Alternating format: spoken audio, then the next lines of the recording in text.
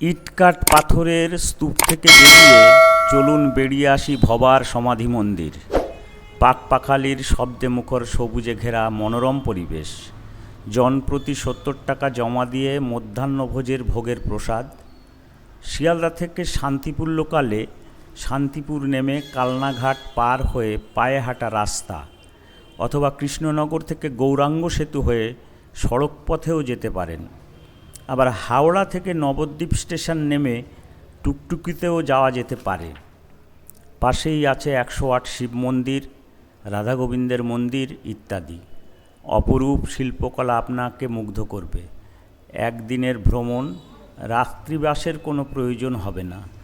যে কোনো রবিবার অথবা একদিনের ছুটি কাটিয়ে আসুন, অবশ্যই ভালো লাগবে।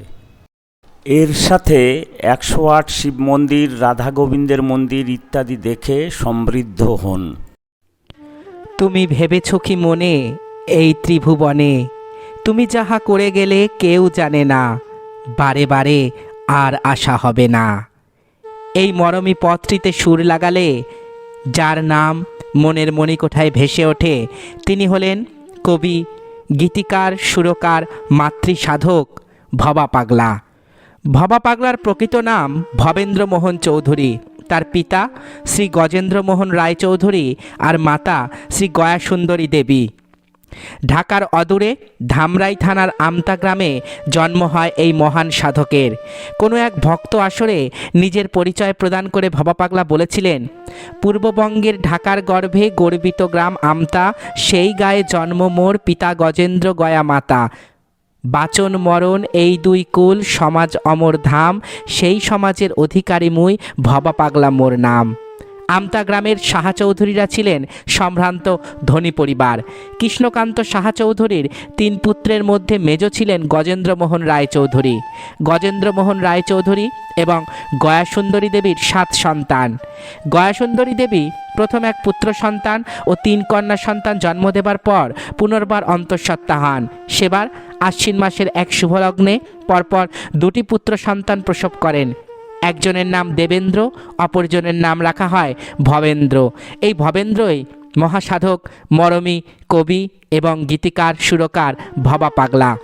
ধারণা করা হয় তার জন্ম ৩১শে আশ্বিন ১৩০৭ বঙ্গাব্দের কোজাগরী লক্ষ্মী পূর্ণিমার তিথিতে, ইংরেজির ১৯০০ সালের অক্টোবর মাসে। ভবা পাগলা দেখতে ছিলেন চিকন পাতলা গড়নের মানুষ। গায়ের রং উজ্জ্বল শ্যামলা বর্ণের, মাথায় বড় বড় চুল আর থুতনিতে একগোছা দাড়ি। পোশাক আশাক বলতে গেলে একটি লাল বস্ত্র সর্বদাই পরিধান করতেন। মাঝে মাঝে একটি নীল বস্ত্র তাকে গায়ে চাপাতে দেখা যেত। হাতে থাকত সোনায় মোড়ানো একটি লাঠি। ভক্তরা তাতে নানা ধরনের অলঙ্কারও জুড়ে দিতেন। ভবা পাগলার প্রাতিষ্ঠানিক শিক্ষা জীবন শুরু হয় নিজ জন্মস্থান ঢাকার নিকট আমতা গ্রামের আমতা এমই স্কুলে। বিদ্যালয়ে ভর্তি হলেও তিনি লেখাপড়ায় খুব একটা উদ্যোগী ছিলেন না। তিনি বিরাজ করতেন তার নিজস্ব ভাব জগতে। ৩য় শ্রেণীতে পড়ার সময় ভবা অঙ্কে 0 পান। পরবর্তীকালে তার একটি গানে বিদ্যালয়ের এই অঙ্ক বিষয়ে 0 পাবার ভাবনাকে তার চিন্তার ব্যাকুলতায় প্রকাশও করেছিলেন। গজেন্দ্রমোহনের জ্যেষ্ঠ পুত্র গিরীন্দ্রমোহন ব্যবসায়িক সূত্রে সপরিবারে কলকাতায় থাকতেন। গিরীন্দ্রমোহন ভাইয়ের এই অবস্থা দেখে ভবাকে নিয়ে যান কলকাতায়। সঙ্গে যান দেবেন্দ্র। তাদের ভর্তি করানো হয় ক্যালকাটা এরিয়ান স্কুলে। ভাইদের সঙ্গীতের প্রতি অনুরাগ লক্ষ্য করে কীর্তনের দলে অন্তর্ভুক্ত করান ভাইদেরকে। অল্পদিনে তাদের এই কীর্তন দলের খ্যাতি সর্বত্র ছড়িয়ে পড়ে। স্বভাবতই কলকাতা স্কুলেও ভবার পড়াশোনার কোনো অগ্রগতি দেখা যায়নি।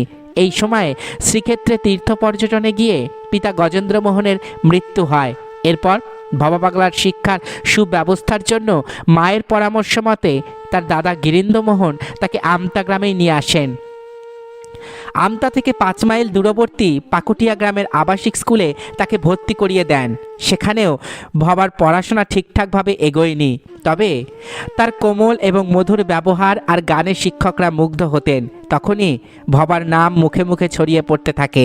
এরই মাঝে পাকুটিয়া স্কুলের পঠনের পর্ব ক্রমশ শিথিল হতে থাকে তার। আনুমানিক ১৯১৭ সালের ১৫ বছর বয়সে ভবা পাগলার শিক্ষা জীবনের ইতি ঘটে। ছোটবেলা থেকেই পারিবারিকভাবে ভবা পাগলা ছিলেন কালী সাধক। ধামরাইয়ের নিজ বাড়িতে কালী মূর্তি প্রতিষ্ঠা করেছিলেন। যেখানে গিয়েছেন সঙ্গে থাকতো তার মা কালী। বাংলাদেশ ও ভারতে মিলে মোট 7টি কালী মন্দির স্থাপন করেছিলেন তিনি। পাকুটিয়া স্কুলে পড়ার সময়ই ভবা পাগলা গড়ে তোলেন নিজের একটি গানের দল। তাই নিয়েই বিভিন্ন গানের আসরে গান গেয়ে বেড়াতেন তিনি। 30 বছর বয়সে মা গয়া সুন্দরী দেবীর আদেশে সংসারী হতে সম্মত হন। বিবাহ করেন 10 বছরের শৈবলিনী দেবীকে।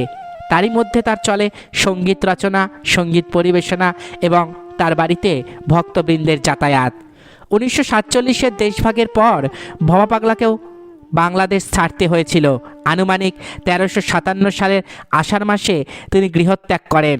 তারও 1 মাস আগে তার স্ত্রী এবং পুত্রকন্যাকে ভক্তদের সঙ্গে পাঠিয়ে দেন কলকাতায়। এই সময়ে তিনি সঙ্গে নেন তার ঘনিষ্ঠ ভক্তদের এবং তার প্রিয় কোষ্ঠী পাথরের সেই কালী মূর্তিটি। গিয়ে ওঠেন শোভাবাজারের ভক্ত ফটিকের বাড়িতে। এরপর আরেক ভক্ত তাকে বর্ধমানের কালনায় নিয়ে যান। সেই কালনাতেই জমি কিনে তিনি মন্দির স্থাপন করেন, প্রতিষ্ঠা করেন তার কোষ্ঠী পাথরের ভবার ভবানী কালী মূর্তি। এরপর তিনি আর বাংলাদেশে ফিরে আসেননি।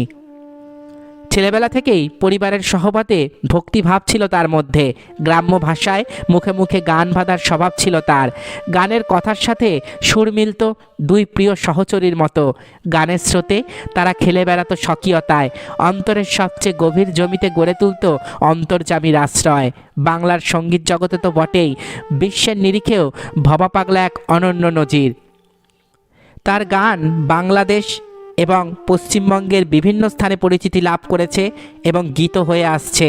তিনি অসংখ্য শ্যামাসঙ্গীত, ভাবের গান, গুরুতত্ত্বের গান, দেহতত্ত্বের গান এবং সৃষ্টিতত্ত্বের গান রচনা করেছেন এবং তাতে সুর প্রদান করেছেন। জাতপাতে অবিশ্বাসী ভবা পাগলার কাছে অন্তরের সুচিতাই ছিল তার গানের মূল আলেখ্য। তাই তো অক্লেশে তিনি লিখতে পেরেছেন, দূর করে দেরে তোর মনের ময়লা। ভবা পাগলা তার গানের ভণিতায় ভবা পাগলা ব্যবহার করলেও অনেক গানে তিনি ভিন্ন ভিন্ন ভণিতাও যুক্ত করেছেন। প্রথম দিকের সঙ্গীতে তিনি ভবেন্দ্র, ভবেন, ভবা এই সকল ভণিতা ব্যবহার করতেন। পরবর্তীকালে তিনি ভবা পাগলা কথাটাই ব্যবহার করেছেন। তথ্য বলছে ভবা পাগলার লেখা গানের সংখ্যা 86,000।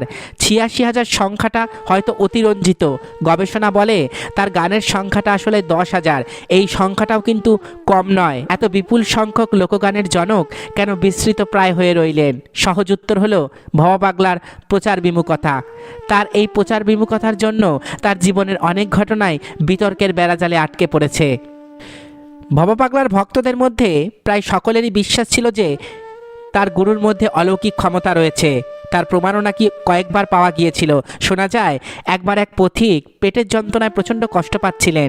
গয়াসুন্দরী দেবী তা দেখে পথিককে সাহায্য করার চেষ্টা করেন, কিন্তু পথিকের যন্ত্রণার কিছুতেই উপশম হচ্ছিল না। আচমকাই সেখানে উপস্থিত হন ভবা পাগলা। তিনি পথিকের পেটে তার বাম হাতের 2টি আঙুল রেখে এমন কিছু করেন যার জেরে মুহূর্তের মধ্যে সুস্থ হয়ে ওঠেন সেই রোগী। একবার নৌকা করে যাওয়ার সময় এক বালিকার মৃতদেহ দেখতে পান ভবা পাগলা। বালিকার দেহ দেখে ভবা পাগলার মন কষ্টে চঞ্চল হয়ে ওঠে। তারপরেই তিনি এমন এক অলৌকিক উপায়ে সেই বালিকার দেহে প্রাণ ফিরিয়ে আনেন। মানুষের মধ্যে কোনো ভেদাভেদ দেখতেন না তিনি। তার কাছে ধনী, দরিদ্র, উচ্চ নীচ সবাই সমান। বাংলাদেশের মুক্তিযুদ্ধের পটভূমিকায় বঙ্গবন্ধুকে নিয়ে গান রচনা করেছিলেন আমতা গ্রামের এই সাধক শিল্পী ভবা পাগলা। আজি পদ্মার জল লাল, যমুনার জল কালো, ব্রহ্মপুত্র অতীব ভীষণ, মেঘনা নদী অতি বিশাল। পদ্মার এপার আর গঙ্গার ওপারের গান দুই বাংলার চেতনাকে একই মালায় বেঁধে রেখেছিলেন ভবা পাগলা। একজন গায় লালন, আরেকজন শীতল হয় রবীন্দ্রনাথে। ভবার গানেও মিশে যায় বিষাদ, অভিমান। পরিচয় ঘটে নিজের আত্মার সঙ্গে। বাংলা সঙ্গীত জগতের প্রায় সকল প্রথম সারির গায়ক গায়িকাই ভবা পাগলার গান করেছেন। আর বাউল সম্প্রদায়ের কাছেও ভবা পাগলার গান যথেষ্ট গ্রহণযোগ্য। ভবার সাধন জীবনে অলৌকিক দীক্ষার কথা লোকমুখে শ্রুত হয়। পাগল সম্প্রদায়ের প্রবর্তক ভবা পাগলার কোনো পার্থিব গুরু ছিলেন না। ভবা পাগলার সাধন জীবনের অলৌকিক দীক্ষার কথা লোকমুখে শ্রুত হয়। ঘটনাচক্রে ভবা পাগলা একবার নন্দলাল দাস নামের কোনো দুরারোগ্য রোগীকে ঠিক করেন। এই ঘটনার পরবর্তী সময়ে অনেকেই ভবা পাগলাকে ঈশ্বররূপে পুজো করতে থাকেন। প্রতিষ্ঠা পায় ভবা পাগলার হরবোলা মন্দির। 1984 সালে এই মহান সাধক দেহত্যাগ করেন। তবে যতদিন বাংলা লোকসঙ্গীত থাকবে ততদিন বারে বারে বলতে হবে, বারে বারে আর আসা হবে না। মাতৃসাধক ভবা পাগলা আমাদের মননে, আমাদের শ্রদ্ধায় চিরদিন বেঁচে থাকবেন। বন্ধুরা, আজ আমি আপনাদের বললাম মাতৃসাধক এবং মরমী গীতিকবি ভবা পাগলার জীবনের গল্প। আশা করি ভিডিওটি আপনাদের ভালো লেগেছে। আমার চ্যানেলের ভিডিওগুলো যদি আপনাদের ভালো লেগে থাকে অবশ্যই আমার চ্যানেলটি সাবস্ক্রাইব করুন, পাশে থাকা বেল আইকনটি ক্লিক করে দিন যাতে পরবর্তী ভিডিও নোটিফিকেশান খুব তাড়াতাড়ি আপনাদের কাছে পৌঁছে যায়। আজকের মতো এখানেই শেষ করছি। ভালো থাকবেন সবাই। নমস্কার।